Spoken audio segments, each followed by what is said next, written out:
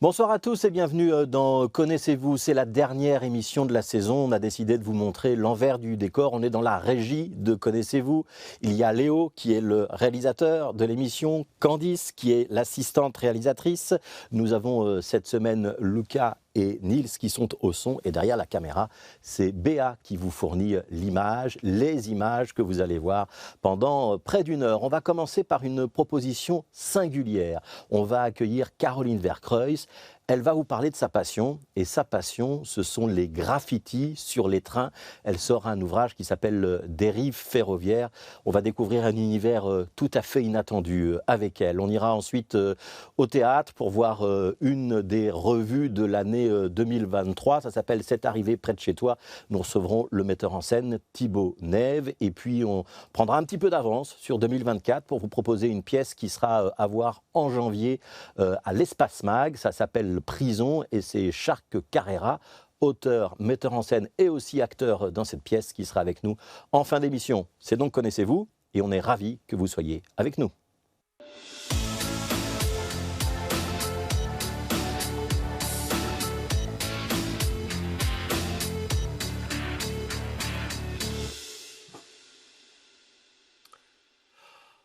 Bonjour Caroline Vercreuz. Comment allez-vous? Ça va bien. Ça va bien. Comment est-ce qu'on se sent lorsqu'on va affronter une émission de télé? C'est pas quelque chose dont vous avez l'habitude, je pense. Pas tout à fait, non. Ouais.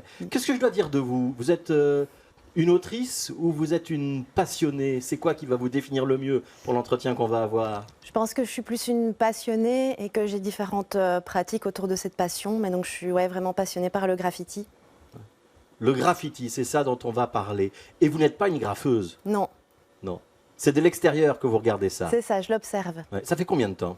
Une grosse dizaine d'années. En 2010, je pense, j'ai commencé. Ouais. Et vous vous souvenez comment ça a commencé? Pour le graffiti sur train, oui, je me souviens, j'étais en gare par hasard, je devais prendre un train et j'ai vu un accompagnateur de train dans l'entrebâillure d'une porte où il y avait un graffiti où il était écrit Tomcat et cette image m'a percutée et j'y ai vu la possibilité d'une nouvelle collection. Donc vous êtes collectionneuse? Oui, je pense que je suis collectionneuse. Oui. Ouais. Il y a un côté un peu obsessionnel là-dedans? Tout à fait. Ouais. Oui, parce que c'est quelque chose qui est... oui, je vais voir effectivement les graffitis en gare, mais je les vois aussi dans la rue et en fait, ils sont partout, ils m'accompagnent dans tous mes déplacements. Ils sont partout, y compris dans vos rêves, si j'ai bien compris. Oui, ils sont aussi dans mes rêves. Je rêve beaucoup de graffitis. Ouais. Je vous propose d'aller vous asseoir. Il y a votre livre sur la banquette, vous pouvez vous asseoir juste à côté. Tiens, prenez-le. Non, c'est plutôt l'autre côté du livre, si vous voulez bien. Oui, voilà. Prenez-le en main, le livre. Alors, c'est pas un livre sur les graffitis ou de manière indirecte. Qu'est-ce que vous avez voulu faire avec cet ouvrage? En fait, c'est un livre qui parle de la photographie de graffiti sur train. Benoît et moi sommes des spotters, donc on se rend en gare pour observer et photographier les graffitis qui passent sur les trains. Et on a, en fait, Benoît et moi, depuis une bonne année, on correspond énormément. Et on a eu envie d'illustrer notre vie de spotter au travers de cette correspondance et d'autres textes qu'on a écrits autour du graffiti ou autour même du monde ferroviaire plus largement. Donc il y a une vingtaine de courriers que vous êtes échangés. Ce sont vraiment des courriers où on est dans un objet littéraire, un petit peu fictionnel? Non, ce sont vraiment des courriers. On a dû un peu peut-être adapter certaines formes pour que ce soit compréhensible, mais ce sont toutes des choses qu'on s'est écrites. Ça veut dire que tout ce qui est dans ce livre est vrai? Oui. Que vous avez une petite camionnette pour parcourir la Belgique et aller voir l'objet de votre passion, ces trains et les graffitis qui sont dessus, c'est vrai? Oui, c'est vrai. Ouais.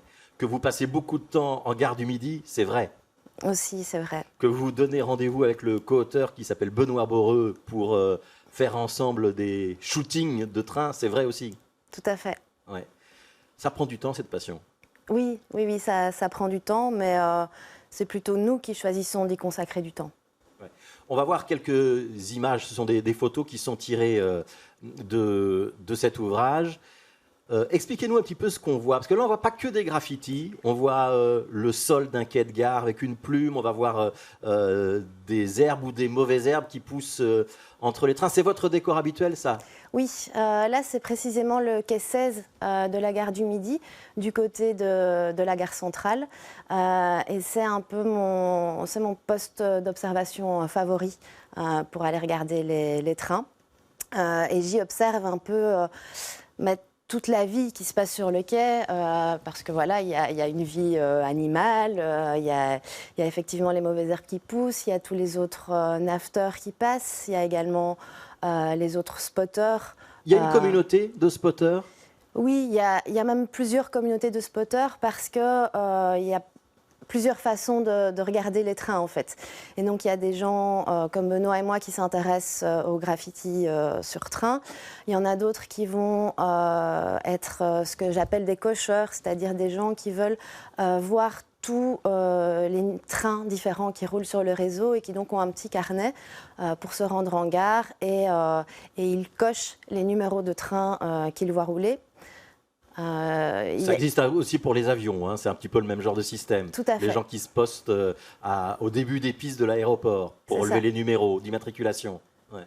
Mais vous, c'est pas votre propos, ça. C'est pas le train qui vous intéresse, c'est ce qui est sur le train. Alors, c'est ce qui est sur le train, mais au fil des années, j'ai quand même aussi développé un espèce d'amour plus large du rail.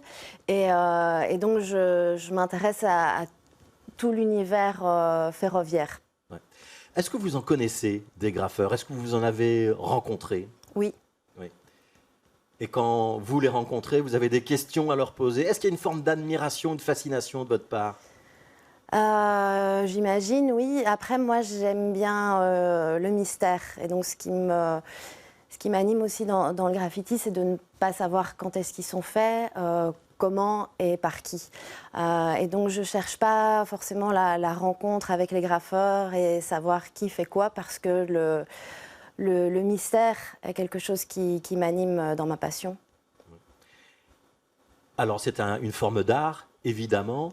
Dans les échanges que vous avez avec Benoît, votre correspondant, lui aussi donc amateur de ces graffitis sur le train, vous parlez des graffitis, des panels. C'est quoi un panel?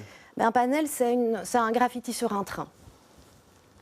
Aussi simple que ça. Aussi simple que ça. Après, il y a différents types d'interventions graffiti sur un train. On va parler de wall car pour un wagon qui va être peint de haut en bas et de gauche à droite.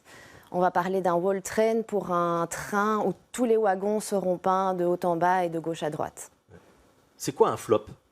Un flop, c'est un lettrage réalisé assez rapidement et généralement en 2 couleurs.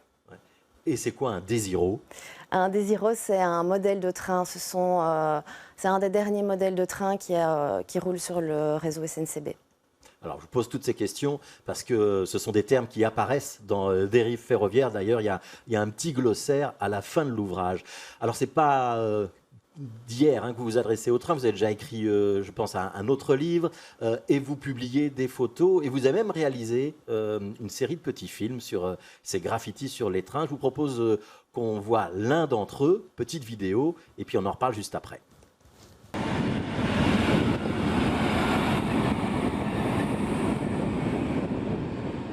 Mesdames, Messieurs, le train IC 2433 en provenance de Liège-Saint-Lambert entre en gare voie 13.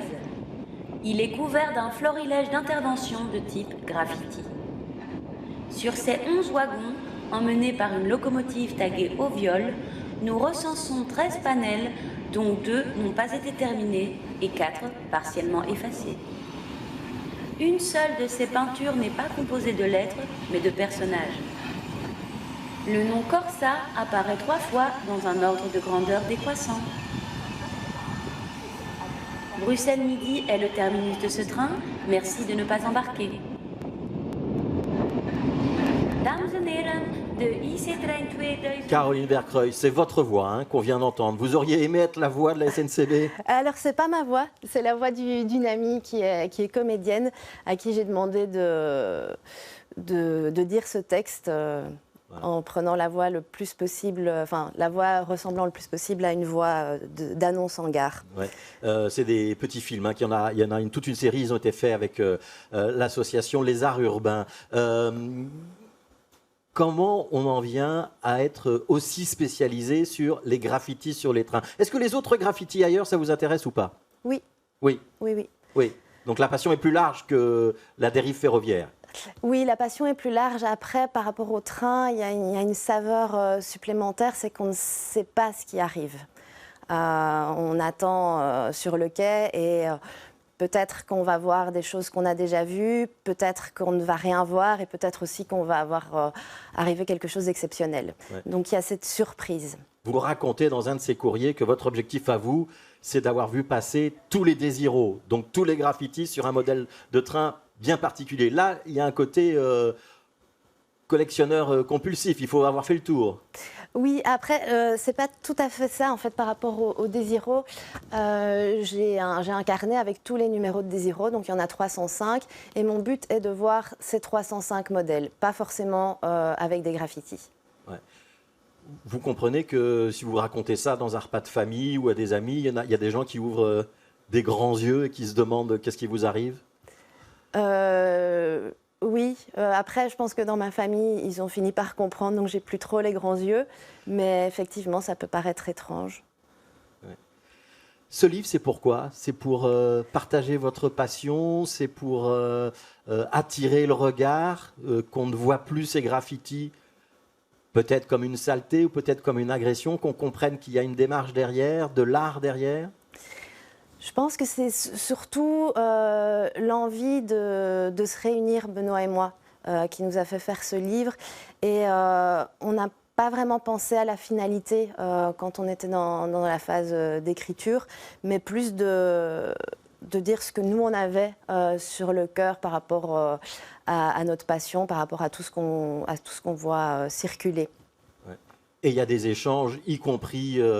par exemple, sur les manières de faire des lettres avec Benoît. Benoît écrit, ah bah tiens, ce graffeur-là, parce que visiblement vous en connaissez un certain nombre et vous reconnaissez un certain nombre de graffeurs. J'aime bien la manière dont il fait la lettre Q, la manière dont il fait la lettre Z, etc. Il y a des styles de graffeurs que vous appréciez plus d'autres, où votre regard n'est pas un regard jugeant et esthétique?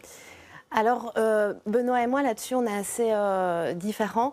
Lui a une vraie passion pour le lettrage de type graffiti et s'intéresse très, très fort à l'esthétique. Moi, c'est un peu plus complexe. Il y a l'esthétique, mais il y a aussi tout ce qui est autour. Donc, le nom va m'évoquer aussi une certaine sympathie ou pas.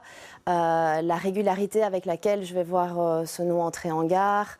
Voilà, c'est un peu plus large, quoi. Il y a plein de choses. Il y a toutes mes émotions qui se mêlent aussi à l'appréciation d'un graffiti. Ouais. Pourquoi est-ce que c'est le quai numéro 16 qui est le meilleur spot à Bruxelles? Alors, je l'ai choisi pour une raison très pragmatique. C'est que quand j'ai commencé en 2010, c'était le plus long. En fait, c'est celui qui allait le plus long dans les rails et qui permet une meilleure prise de vue de photo. C'est là qu'il y a le moins d'objets qui peuvent gêner, comme les cabines électriques ou des poteaux. C'était le meilleur point de vue. C'était le meilleur point de vue. Après, maintenant, il y a un autre point de vue qui est apparu. C'est le quai 13-14 qui a été allongé l'année dernière. Qui offre même un meilleur point de vue, je pense, pour les photos. Donc j'y ai déménagé pendant quelques semaines, mais je n'ai pas réussi à y rester. Je suis retournée au quai 16 auquel je suis beaucoup plus attachée. Voilà, et on signalera pour les dirigeants de la SNCB que vous avez un rêve ou un projet ou un fantasme, c'est même d'installer une petite cabane d'observation à la fin de ce quai 16, de manière à pouvoir y rester en permanence. Je voudrais qu'on revoie deux adresses Internet qu'on vient de mentionner il y a quelques instants pour signaler que l'adresse du haut, c'est le blog de Benoît Boreux. On peut y retrouver toute une série de photographies. L'adresse du bas, l'adresse Flickr, c'est un blog photographique que vous menez, vous, Caroline Vercruysse. Ça va peut-être un peu vite en télé. Prenez vite une photo des deux adresses pour découvrir tout cet univers passionnant. Merci beaucoup, Caroline Vercruysse. Est-ce qu'on peut essayer de vous distraire de votre passion et vous proposer d'aller au théâtre? Avec plaisir. On peut essayer ça? Essayons. On accueille Thibonève.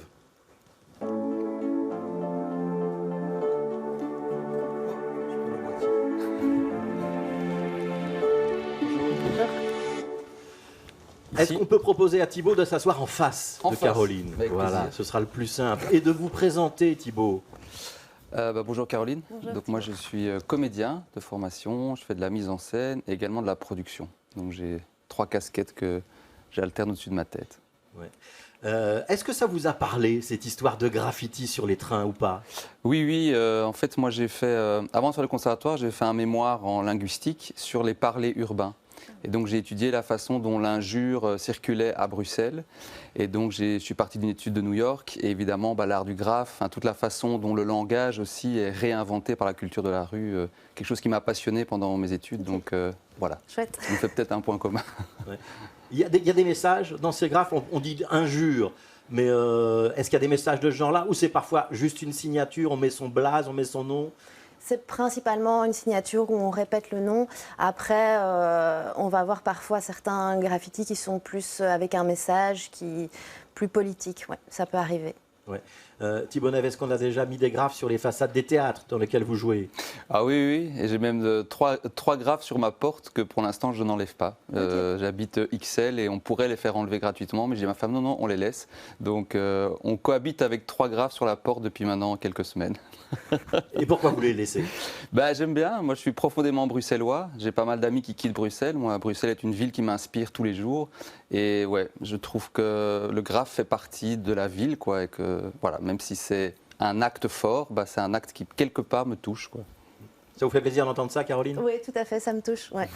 Ouais. Alors on va parler théâtre, on va parler plus précisément d'une revue qui sera à voir en cette fin d'année. Elle passera notamment à Bruxelles par le Volubilis, on peut la voir également à Wavre et à Namur. Ça s'appelle « C'est arrivé près de chez toi », numéro 2. Ça veut donc dire qu'il y a eu un numéro 1. Thibaut Neves, vous aviez envie de récidiver? Oui, c'est un pari que je me suis mis en faisant le numéro 1. Je me suis dit, je voudrais que ce spectacle dure, je voudrais que ce spectacle dont la forme me tient tellement à cœur qu'on arrive à en faire un numéro 2. Puis c'est toujours très chouette de faire un numéro 2 parce qu'on essaie d'aller évidemment plus loin que le numéro 1, quoi. C'est quoi le principe d'une revue? Alors c'est un spectacle qui doit parler de l'actualité tout en faisant rire, c'est-à-dire c'est un rire réconciliateur qui nous permet de dire bon, 2023, il n'y a pas eu que des événements joyeux, mais si on en riait, si on trouvait une façon d'être ensemble, de se réconcilier aussi avec la politique au sens large, des gens qui prennent des responsabilités pour nous, mais tout ça par l'humour, la musique. Donc pour moi c'est un spectacle très très complet, la revue, qui est un genre difficile parce que c'est un genre qui crée des attentes. Et en même temps, il faut que le public soit surpris. Voilà. Donc c'est un exercice très particulier, j'en avais déjà fait par le passé, mais j'essaye vraiment de dépoussiérer le genre, de nous donner une façon d'être plus immédiat, plus direct et aussi plus en prise avec l'actu, dans ce que le spectacle nous permet de dire que peut-être un média traditionnel ne pourrait pas dire parce que ce n'est pas sa vocation, quoi. Vous suivez l'actualité, Caroline Vercruysse, ou c'est pas du tout votre... Mais pas du tout, je tente même de m'extraire de plus en plus parce que je vis mieux sans savoir ce qui se passe dans le monde, mais peut-être que justement ce genre de pièce peut m'aider à déjà savoir ce qui s'est passé là pendant un an et à me réconcilier un petit peu avec tout ça. Ouais. Thibaut Neves, est-ce que ça peut parler à des gens qui ne suivent pas l'actualité, votre revue? Oui, c'est évidemment le pari. Le pari, c'est que les gens qui sont déconnectés de l'actu pour des raisons propres, dans ce genre de spectacle, se disent « Ah tiens, on me raconte l'actu, mais différemment, par un angle solidaire, par un angle responsable, par un angle qui justement, moi, me met de la joie. » Même si certaines thématiques sont profondes, on fait un sketch sur la libération de Olivier Van de Castel, donc quelqu'un qui a été privé de sa liberté. Et j'adore l'idée qu'on va en rire, que même un sujet comme ça, mais surtout en rire pour le comprendre. Et ça, vraiment, c'est quelque chose qui me tient à cœur dans l'actu. Ouais. Ouais. Alors, on n'a pas encore d'image de ce numéro 2 de C'est arrivé près de chez toi, donc consacré à l'année 2023, mais on a des images et des extraits de ce qui s'est passé en 2022. L'an dernier, à la même époque, on s'inquiétait tous du niveau de notre facture de gaz et d'électricité, et éventuellement aussi, peut-être pour Caroline Vercruysse, du prix du diesel ou de l'essence qu'elle allait devoir mettre dans sa camionnette pour rejoindre un spot en Wallonie pour photographier des trains. Ça parle donc d'énergie. On vous a préparé un petit pot pourri extrait du spectacle de l'année dernière. Tu débrancheras tout à Noël, il est temps, on est arrivé au bout. Ça se fissure, ça craquelle, ça se lézarde de partout. Et tant pis, si nos factures grimpent d'un coup, tu débrancheras nos centrales en sachant que t'as rien d'autre pour tenir, que c'est bien plus facile.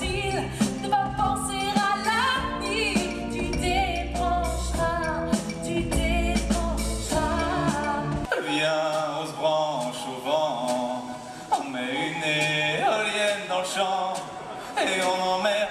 Bien Electra belle, vive l'énergie naturelle, pas artificielle, mais dans la chambre d'enfant. Ça fait mentir en même temps. Une sur la hanche de ma muselle, branchée au l'hiver, on s'aimera des étincelles. Je me chauffe comme je veux, tu te chauffes comme tu peux. Dans ma chambre, je fais du feu. Ouais, c'est très dangereux, ça pique un peu aux yeux. C'est la fumée, ma chérie. Je te sais, je normal. On est électrique, yeah. On est gentil, yeah. On est électrique, c'est comme ça. Électrique-toi, ça casse. Alors, première réaction, on va demander à Caroline Vercreuz. Qu'est-ce qu'elle en a pensé? Mais ça m'a rappelé, oui, l'année passée, les questions effectivement par rapport à l'énergie. Et ça me donne envie d'aller voir, de me mettre justement au courant de ce qui s'est passé cette dernière année et d'avoir un autre regard un peu plus léger aussi. Thibaut Neve, dans une bonne revue, il faut qu'il y ait de la musique, des chorégraphies et qu'on revisite un petit peu les tubes. Là, c'était les tubes des années 80-90, hein, je pense. Ouais, cette année, on fait ABBA et Starmania. Et donc c'est chouette parce que c'est des chansons que tout le monde connaît, c'est dans un imaginaire collectif. Et le fait de changer les paroles, en fait, on les écoute encore mieux. C'est-à-dire que ça nous dit quelque chose. Là, je revois, bah oui, je fais du feu, je me chauffe comme je peux plus payer. Enfin, c'est toutes des choses, si on l'entendait avec un micro dans la rue, ça aurait encore une autre valeur. Fait que ce soit chanté, bah, ça nous parvient encore différemment. Et je crois profondément à cette magie-là, le fait de la parodie. Ça permet de dire encore plus fort certaines choses, je pense. Ça veut dire aussi qu'il faut trouver des acteurs et des actrices qui sont capables de chanter, qui n'ont pas l'air totalement gauche lorsque vous leur demandez de bouger sur scène. C'est facile à trouver ou pas? Non, c'est pas facile à trouver. C'est des vraies qualités parce qu'il faut être multitalent, il faut savoir jouer la comédie, danser, vous l'avez dit. En plus, ils jouent d'un instrument, la plupart. La musique est live dans le spectacle? La musique est tout à fait live, ce qui pour moi est une grande première. Je fais quand même de la mise en scène depuis quelques années. Ça fait la deuxième fois maintenant que la musique live. Et je trouve que ça a une magie, la musique live, qui est incroyable. Parce que même à la fin du spectacle, bah, souvent les gens se lèvent et tapent dans les mains. Donc arriver à faire taper dans les mains les gens sur des questions d'énergie, franchement... je trouve que c'est chouette pour les fêtes de fin d'année. Oui, et quand on voyait là dans les extraits le moment où le public par exemple commence à taper des mains, là vous vous dites bah c'est bon, j'ai réussi, c'est gagné. Ouais, je suis souvent très ému parce que moi j'assiste à toutes les représentations parce que je tope, hein, donc topper au spectacle, c'est on donne les tops à la lumière et au son, et donc je ressens tous les soirs l'énergie de la salle. Et pour un metteur en scène, ça c'est quand même, ouais, chaque fois ça m'émeut. Alors l'an dernier, on parlait aussi évidemment beaucoup de la guerre en Ukraine. On vous propose un autre extrait avec un petit face-à-face entre Arnaud et Vladimir Poutine. Poutine, tu as quelque chose de bête immonde, quelque chose de fin du monde, quelque chose qui ne tourne pas rond. Tu as des soldats qui tuent, pendant que toi, tu roules sur l'or. Mais plein de Russes, ils veulent pas de ça, oh non, ils veulent pas de toi. Dans tes yeux, y a la guerre, le sang, les larmes, la misère. Oh, dans tes yeux, y a la guerre, tu as éteint toute la lumière. Poutine, tu es un vautour, tu gagneras pas ce bras féroce. Ce que tu veux, c'est la guerre, mais tu me rejoindras si pieds sous terre. Alors Thibaut Neve, est-ce qu'il y a des moments de l'an dernier que vous allez reprendre cette année? Non, aucun. Donc ça, c'est aussi un vrai défi, c'est que chaque fois on part d'une page blanche, c'est plus de 6 mois de préparation. Les textes sont écrits à partir du mois d'avril, il y a 6 plumes différentes autour de la table. Et effectivement, l'idée, c'est voilà, on refait, on repart à zéro et on recrée tout, de toute pièce, quelque chose de nouveau. Ouais, donc 6 auteurs, avec notamment Christophe Bourdon ou par exemple Vanessa Lhuillier de l'équipe de BX1. Il y a combien d'acteurs, actrices sur scène? Ah, ils sont 8 au plateau, donc 3 hommes, 5 femmes, et oui, plus de 6 plumes, et il y a 4 régisseurs. Donc ça, en fait, c'est un vrai cirque, hein. C'est une vraie famille de plus d'une vingtaine de personnes qui cohabitent ensemble. Donc ça a les charmes, mais parfois les difficultés de ça aussi, c'est que c'est la vie de groupe, quoi. Ouais, il y a 2 musiciens sur scène. Alors si c'est pas le spectacle de l'an dernier qu'on va voir, si on n'y parle pas de Vladimir Poutine, si on n'y parle pas des prix de l'énergie, j'aimerais savoir de quoi on va parler dans cet épisode numéro 2. On va essayer de dévoiler comment la Belgique a négocié avec l'Iran la libération d'Olivier Van de Castel. On va essayer d'imaginer si l'Ocean's Gate 2 avait existé ou existe, qu'est-ce qu'on en ferait.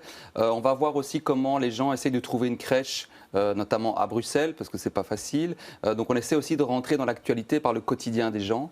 Et voilà, il y a déjà je trouve des grands tableaux musicaux, même si la première est ce soir. Hier, on avait une générale. Et voilà, ce fameux final ABBA, je pense qu'il est déjà mythique par rapport à tous ceux qui aiment ABBA et puis qui aiment l'actu, quoi. Est-ce que Caroline Vercreuz est touchée par ABBA ou c'est pas son genre? Mais si, franchement, moi j'aime la musique à l'ancienne, donc ABBA, ça me parle, ouais. Alors, ça s'appelle C'est arrivé près de chez toi, numéro 2, donc mise en scène par Thibaut Neve.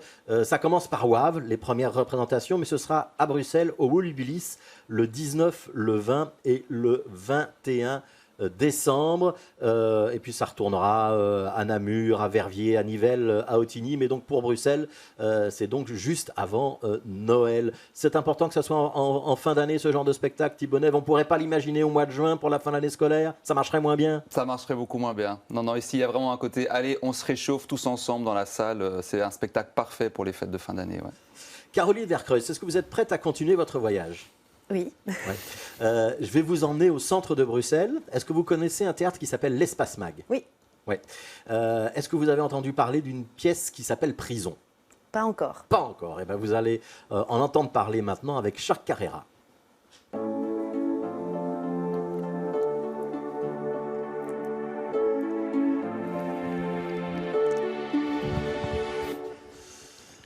Bonjour Charles, est-ce que vous pouvez vous présenter à Caroline et à Thibaut? Bonjour Fabrice, bonjour Caroline, bonjour Thibaut. Voilà, je m'appelle Charles Carrera, je suis comédien, auteur et metteur en scène de la pièce de théâtre Prison. Ouais. Si on vous demande d'enlever votre casquette, c'est embêtant? Absolument pas. Comme ça, on verra vos yeux, ça va aider pour la communication. Et mon crâne aussi. Ouais. Il y en a peut-être qui, justement, sans la casquette, se disent « Ah, ce gars-là, je l'ai déjà vu ». Dans quelle pièce est-ce que vous avez joué et tourné avant de vous lancer dans Prison? J'ai joué dans la pièce Djihad et GN qu'on a joué plus ou moins 1500 fois à travers le monde. Donc ça a été vraiment une pièce qui a bien marché, une pièce à succès. Donc c'est Ismaël Saïdi qui a écrit la pièce et qui l'a mis en scène. Thibaut Neve, vous aviez vu Djihad? Non, j'ai pas vu Djihad, malheureusement. Mais évidemment, j'ai entendu parler du spectacle et je me souviens de la nécessité de ce spectacle et de l'intelligence qu'il y a eu à très vite créer un spectacle sur une thématique comme ça. Et je me souviens que vous la jouiez même dans des écoles, enfin, dans des lieux qui n'accueillent pas le théâtre. Et ça, je trouve ça toujours formidable quand le théâtre permet ça. Ouais. Est-ce que c'est un peu la même histoire avec Prison, Charles? On ne parle pas de religion, ouais, on parle vraiment de beaucoup de problèmes sociétaux. Donc on parle de discrimination, rupture identitaire, construction identitaire. C'est un petit peu le même principe, ouais, j'ai envie de dire oui. Ouais. Est-ce qu'on peut dire que c'est une pièce 100% bruxelloise? 100%, oui, absolument. Ouais. Si vous aviez habité à Namur, à Liège, à Toulouse ou à Madrid, vous n'auriez pas pu l'écrire pareil? Peut-être pas, comme disait Thibaut, Bruxelles c'est une ville qui inspire quand même pas mal. Je pense qu'elle aurait été différente, ouais. Ouais. Vous êtes 3 Bruxellois là, ensemble, hein? Ou presque Bruxellois. Caroline triche un petit peu. Est-ce que vous vous considérez comme bruxelloise, Caroline? Oui. Ouais. Je vis à Bruxelles depuis 20 ans, donc... Bon, allez, ça va alors. Ça va? Vous m'acceptez? On t'accepte, ouais. On peut donner le pitch de Prison, Charles? Ouais. En fait, c'est vraiment, comment dire, c'est un jeune qui est séduit par un gros braqueur qui finit en prison. Ce jeune, lui, a participé à une émeute. Et puis, voilà, tout au long du spectacle, il y a des prises de conscience, il y a des rappels. Voilà, quoi. Ouais. C'est une sorte de huis clos, hein. Ça se passe dans une cellule. Absolument. On ne va pas sortir de la cellule. On ne sort pas de la cellule. Et alors le début, il y a même un quiproquo parce que votre braqueur, c'est un braqueur relativement célèbre et il fait un peu fantasmer, hein, le jeune émeutier. Le jeune émeutier, ouais, c'est quelqu'un qui est... c'est Reda Chebchoubi, hein, que vous connaissez bien. C'est quelqu'un qui était aussi dans Djihad. Ouais. Qui est aussi dans Djihad, oui. Moi, je tourne avec lui déjà depuis plus de 15 ans. C'est quelqu'un en qui j'ai confiance, c'est quelqu'un qui suit les règles, il connaît les codes du théâtre. Et pareil pour Samir Kadi et pour Mélissa Pire aussi. Hein. Je trouve qu'on est une assez bonne équipe, on se complète assez bien. Ce sont des gens, malgré le fait que j'ai fait la mise en scène, ils m'ont ramené beaucoup de choses, ils m'ont beaucoup aidé. Ouais. C'est des gens avec qui je bosse et avec qui je bosserai encore. Ouais, Mélissa Pire et Samir Kadir, ils vont jouer les gardiens de prison, eux. Hein, ils vont avoir affaire à vous, ou c'est vous qui allez avoir affaire à eux. Le rôle, il y a deux rôles. Hein, donc le jeune braqueur, le jeune émeutier, c'est Sabri, joué par Reda, et vous êtes Fred, vous êtes plutôt on peut dire un caïd du milieu dans cette pièce? Ouais, on peut dire un gros gangster. Et ce qu'il y a, c'est que des gens comme Fred, on a beaucoup de jeunes qui sont séduits par eux. Donc ils les considèrent comme des héros, comme des super-héros. Et ce qu'il y a, c'est que moi, je ramène justement ce Fred au statut d'être humain, quoi. En fait, lui, il subit la prison, il a avec tous ses problèmes, avec les hauts, les bas, plus de bas en tout cas. Ouais. On va voir un extrait de cette pièce. Ça a été monté à XL, c'est là que ces images ont été tournées. Ouais. Et on pourra donc revoir cette pièce dans le courant du mois de janvier à l'Espace Mag. On va rester enfermé dans 8 mètres carrés pendant un bon moment, toi et moi. Alors maintenant, tu m'épargnes tes conneries. Eh, c'est pas des conneries. On se fait contrôler, fouiller plusieurs fois par jour par les flics. Des fois, plusieurs fois par les mêmes flics. Trouve pas de travail. Il y en a plein le cul de recevoir des mails qui disent « Désolé, votre candidature n'a pas été retenue ». Ou bien qu'on ne nous réponde pas. Il y en a plein le cul de voir des frères et sœurs diplômés travailler dans des McDo ou des KFC. Un jour, j'ai voulu m'inscrire dans un club d'arts martiaux. On m'a demandé mon certificat de bonne vie et mœurs. Une autre fois, je travaillais comme livreur chez Uber Eats. Je me fais contrôler en pleine livraison, sans raison. Du coup, la livraison a tardé, la nourriture est arrivée froide chez le client. Mon patron, il m'a retourné, ensuite il m'a viré. Une autre fois, je postule pour un job et on me dit « Désolé, le manager ne veut engager que de vrais Belges. » Mais je suis belge, bordel! Une autre fois, je me fais contrôler par les flics. J'en ai marre, je dis « Excusez-moi, monsieur l'agent, qu'est-ce que j'ai fait de mal ?» Il m'a dit « À part de me dire, hein, rien qu'avec ta tronche, t'es déjà suspect. » Fred, on doit s'excuser d'avoir cette tronche. C'est contre la délinquance qu'il faut lutter, pas contre les jeunes des quartiers. Et je raconte même pas quand on cherche un logement. Je continue? Franchement, non, ferme-la.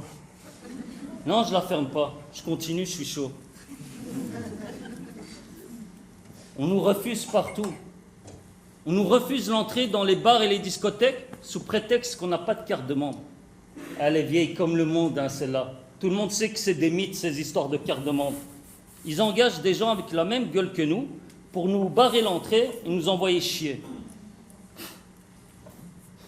On veut de nous de nulle part. Et du coup, on reste traîné au quartier, on se fait emmerder par les flics et juger par les gens. Moi aussi, on me refuse en boîte quand je suis beau. Alors, Thibaut Neve, est-ce que vous avez la carte de membre? La carte de membre? Oui. Ah oui, non. Première réaction à ce que vous venez de voir?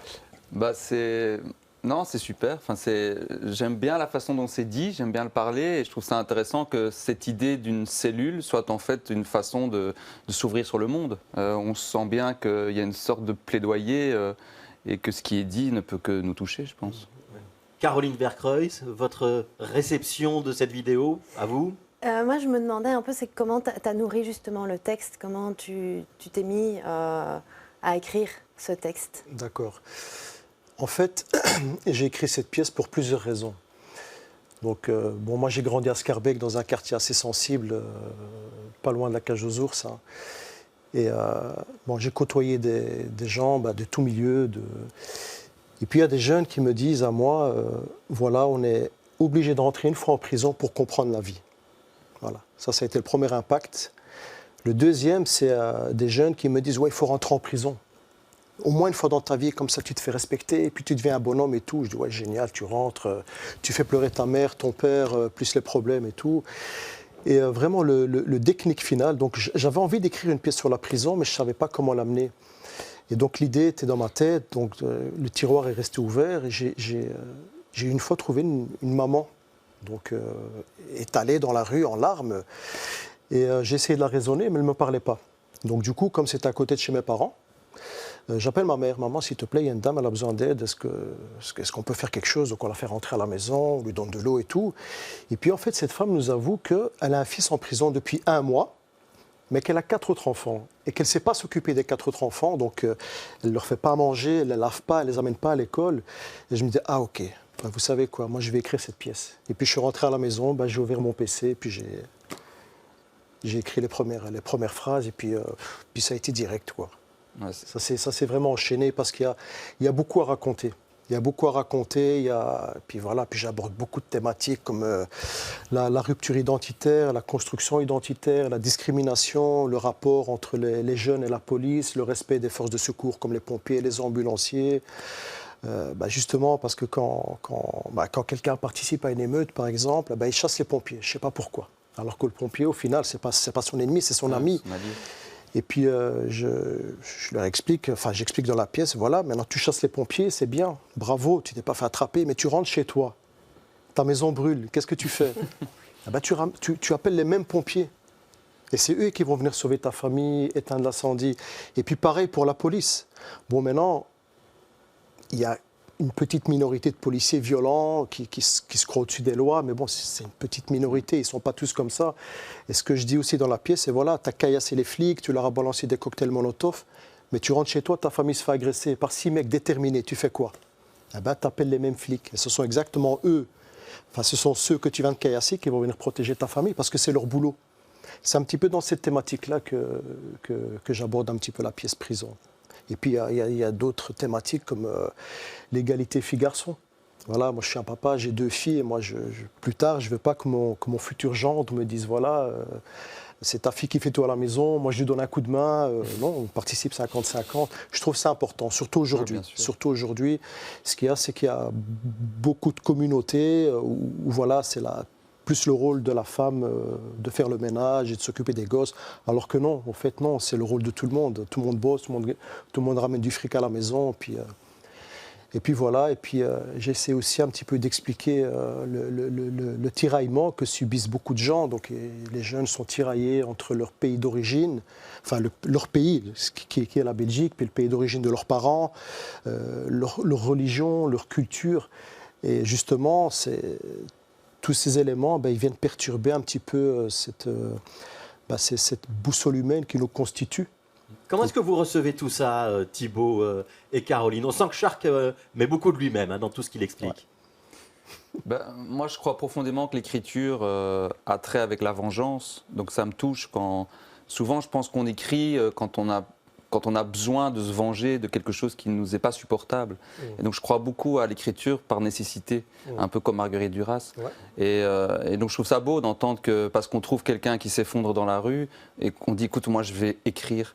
Et je connais bien l'Espace Mac parce que j'y donne moi-même des cours d'écriture depuis 5 ans, tous les lundis soirs. Okay. Donc je dirais à mes élèves d'aller voir la pièce. Oui, ils sont les bienvenus. Et ce qui est formidable avec l'Espace Mac, c'est que c'est vraiment, pour moi, c'est l'image de Bruxelles. C'est très multiculturel. J'ai tant des avocats que des chauffeurs d'Uber, mais qui disent j'ai envie d'écrire. J'ai envie d'écrire pour le théâtre. Et donc ça me touche d'entendre qu'effectivement, des choses qui nous bouffent au quotidien peuvent devenir des œuvres théâtrales. Voilà. Caroline Vercruysse, est-ce que le théâtre, c'est un moment, ça vous a tenté ou jamais? Jamais, non. Et pourquoi? C'est pas mon monde et c'est pas trop mon truc. Mais je suis assez intéressée par leur travail à tous les deux. Et ce que j'aime bien aussi, c'est justement l'élément déclencheur qui donne envie de faire un projet, que ce soit une pièce de théâtre, un livre ou un film. C'est souvent ça qui amène un certain caractère et je trouvais une certaine force au rendu final. Ouais. Est-ce que c'est une manière de se faire justice ou de faire justice, Shark Carrera? Et il y avait déjà un petit peu ça aussi dans le djihad, hein, c'était être le porte-parole, essayer d'expliquer ce qui peut se passer derrière la radicalisation. Là, dans Prison, vous essayez d'expliquer ce qui peut se passer dans l'ouverture à la délinquance. Et est-ce que vous n'avez pas peur, malgré tout, qu'on vous dise et que les jeunes des quartiers vous disent « Shark, t'es gentil, mais t'es un vieux con et t'es en train de nous faire la morale ». C'est vrai qu'on pourrait penser que c'est une pièce qui est moralisatrice, mais au fait, non. C'est une pièce qui raconte. Donc, elle raconte un petit peu qu'est-ce qui conduit un jeune ou même moins jeune en prison. Hein. On ne fait pas leur procès. Hein. Ça a été fait par la justice. Tu joues, tu perds. Tant pis pour toi. Hein. C'est les risques, bon, on va dire, de la rue. Hein. J'essaie aussi d'expliquer qu'est-ce qui attend quelqu'un après la prison. Parce qu'on pense que la prison, dès qu'on sort de prison, c'est fini. En fait, non. Quand on sort de prison, j'ai envie de dire que c'est là le commencement. Premièrement, on est suivi par la justice et par un agent de probation.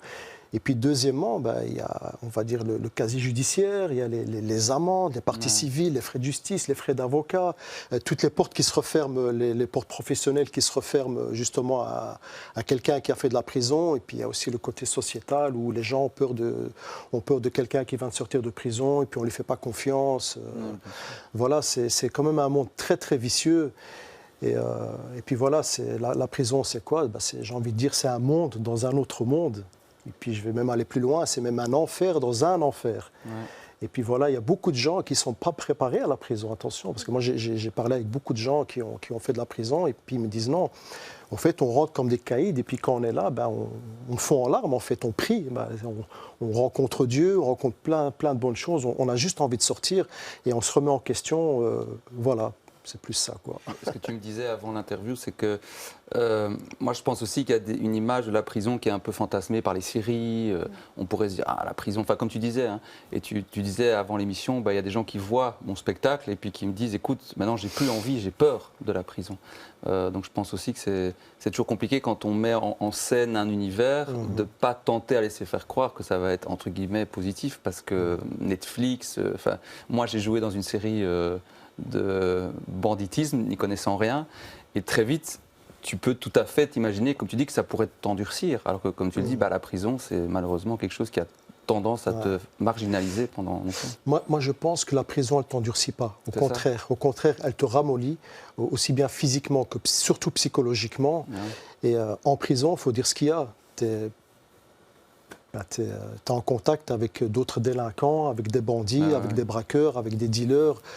Donc, au final, il faut être fort intérieurement, mais la prison te brise. Ouais. Elle te brise, surtout quand tu rentres en prison. En fait, tu ne rentres pas tout seul. Hein. Tu fais rentrer ta mère avec toi, tes frères et sœurs, ton père. Et puis voilà, ta mère dort prison, elle se lève prison. Je dois aller voir mon fils en prison. Et puis, il y a aussi un petit peu cette gêne par rapport aux voisins, par rapport à la famille, par rapport aux amis. Ouais, mon fils est en prison. Voilà, on n'y pense pas toujours, mais je trouve que ça a un impact assez fort, assez important au niveau familial, au niveau société. C'est quoi la relation entre le prisonnier, le détenu et le gardien de prison dans votre pièce, Shark? Le gardien, c'est le chef. Le gardien, c'est le boss. Et le prisonnier, lui, a été privé de liberté. Et il se doit de faire ce que le gardien lui demande de faire. En gros, c'est ça. Et il n'a pas le choix. Et il n'a pas le choix. Aucun prisonnier n'a le choix. Ou alors il passe un mauvais moment. Thibaut Denève, est-ce que vous faites le même métier? Théoriquement, vous faites le même métier, Shark et vous. Vous écrivez des spectacles, vous mettez en scène des spectacles et parfois vous jouez vous-même. Alors vous êtes plutôt dans le registre humoristique. On vous voit souvent, notamment au Théâtre de la Toison d'Or, par exemple. Est-ce que vous avez le sentiment que vous faites la même chose? Est-ce que vous pourriez faire une pièce sociale comme celle de Shark? Oui, oui. Alors moi, j'ai d'abord commencé à écrire de l'autofiction. Donc, c'est-à-dire que je ne comprenais pas mon adolescence. Et donc, je me suis vengé de mon adolescence en mettant en scène des personnages qui portaient mon nom. Donc, j'avais engagé un copain pour jouer Thibaut Nève face au vrai Thibaut Nève. Donc, moi, j'ai d'abord découvert l'écriture par l'autofiction. Puis, j'ai écrit une pièce sur Anna Politkovskaya. Je ne comprenais pas qu'on puisse mourir pour ses idées en Russie. Donc, souvent, j'écris par nécessité quand je ne comprends pas. Et donc j'ai un attrait très fort pour l'écriture, mais comme l'écriture c'est ce qu'il y a de moins rémunérateur quand on est artiste, faut que je puisse me le permettre. Il faut que je puisse me dire maintenant je bloque un mois et j'écris. Mais j'ai une compagnie de théâtre avec Jessica Gazon où on pratique vraiment une écriture par nécessité de survie. Je prépare un projet d'écriture sur le deuil parental, sur la difficulté de perdre un enfant et de vivre avec ce deuil. Et Jessica prépare un projet sur le viol des lesbiennes par punition. Donc c'est toujours des thématiques très fortes. Et dans lesquelles Jessica et moi, on essaye toujours que l'humour arrive à un moment donné, quand on a tout dit et qu'on n'a plus qu'à en rire. Donc si vous voulez, cet attrait de l'humour, évidemment au Théâtre de la Toison d'Or, c'est encore une autre façon de le faire, mais quand j'écris, j'essaie toujours de prendre des thématiques qui m'ont l'air essentielles, parfois lourdes, et où je me dis, s'il y a moyen de donner de lumière par rapport à ça, alors voilà, j'ai envie de l'écrire. Et Shark, on m'a quand même précisé qu'il y a quand même beaucoup d'humour dans Prison et que justement ce duo entre Fred et Sabri, c'est-à-dire entre Reda Chebchoubi et vous, c'est aussi quelque part un duo comique. Hein. C'est pas Laurel et Hardy, mais vous titillez l'un l'autre, il y a quelque chose. Ben, en fait, on n'arrête pas. On n'arrête pas du début à la fin. Vous êtes dans la vraie vie comme ça aussi? Bah, on est super potes, hein. On est comme ça. Ouais, on est comme ça. on est potes, on se dit tout. Mais c'est vrai qu'on se charrie beaucoup. Ouais. Ouais. Est-ce qu'il y a de l'humour dans les graphes? Est-ce qu'on peut trouver de l'humour dans les graphes, Caroline? Oui, beaucoup. Ouais. Qu'est-ce qui vous fait rire dans un graphe, par exemple? Ce qui va pouvoir me faire rire parfois, c'est le message qui va être associé ou la façon de faire. Voilà, parfois, on a certains personnages ou certaines mises en scène dans le lettrage qui ont pas mal d'humour, quoi. Ouais. Est-ce que les graffeurs se répondent les uns les autres? Vous voulez dire sur les murs ou sur les trains? Oui. On a beaucoup dit à un moment que le graphe, c'était une histoire de territoire, qu'il fallait marquer son empreinte sur un territoire. Est-ce que ça marche ça aussi sur les graphes des trains, qui par définition sont mobiles? Pour moi, ce n'est pas une notion de territoire, c'est plutôt de laisser une trace de passage, quel que soit... et ça, on voit... Les graffeurs voyagent beaucoup pour un peu aller peindre partout et pour essayer d'être vu, d'être le plus vu, en fait, par le plus de monde possible. Et reconnu aussi, je pense. Hein.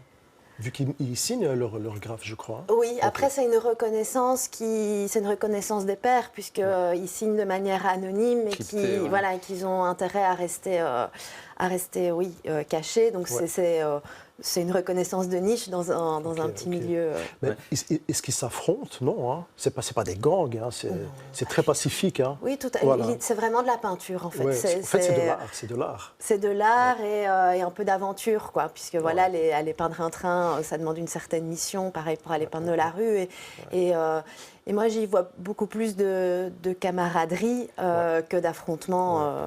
Et quelqu'un qui tague, je pense, c'est des gens qui sont assez pacifiques. Hein. Il y a la notion de crew, hein, il y a la notion d'équipe ou de groupe quand même dans la démarche. Vous y faites référence dans le livre. Oui, c'est ça. Il y a des graffeurs qui travaillent de manière isolée, qui vont peindre seuls. Et il y en a d'autres qui font ça en équipe, en crew, et qui se réunissent parce qu'ils ont une même vision peut-être de la peinture ou d'un style, ou simplement parce qu'ils sont amis. Il n'y a parfois pas vraiment de raisons spécifiques. Et on a pas mal de crews en Belgique assez emblématique. Mais ça reste soumis à l'amende, légalement. Oui, c'est illégal. Hein. C'est illégal, oui. Et attention, Shark, vous faire la morale, vous allez finir en prison. Non, je ne suis pas là pour ça. Hein. Mais bon, je pense que quand on commence un graphe, il faut le finir. On ne peut pas revenir le lendemain et le terminer. C'est peut-être pour ça qu'ils sont en groupe. Enfin, je ne sais pas. Mais pas toujours, parce qu'il y en a justement qui aiment bien fonctionner aussi tout seul, qui à mon avis se sentent plus à l'aise en étant seul, en se disant on est peut-être plus discret et au moins je maîtrise et je compte sur personne et si je me fais arrêter c'est entre moi et moi. Il y a je crois qu'il y a autant de façons de faire du graffiti qu'il y a de graffeurs en fait. Ouais. Et que voilà, il y en a qui vont faire ça pendant quelques années, puis qui vont s'arrêter.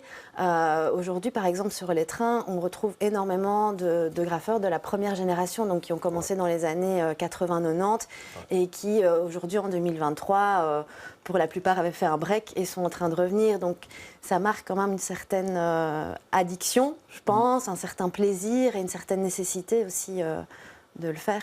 Qu'est-ce que ça veut dire toyer ? Toyer, c'est quand on repasse sur le graffiti de quelqu'un d'autre. On fait un autre graffiti. Ouais. Et alors, le graffiteur original pourrait retoyer à son tour et retrouver son œuvre initiale ? Oui, c'est ça. Et c'est quelque chose qui, à une époque, a été même quelque chose d'assez positif. Il y a un tagger de la première génération qui m'expliquait qu'il était un petit peu en concurrence en fait, avec un autre et que donc dès qu'il allait peindre la nuit, le lendemain, l'autre était repassé sur ses tags et vice-versa.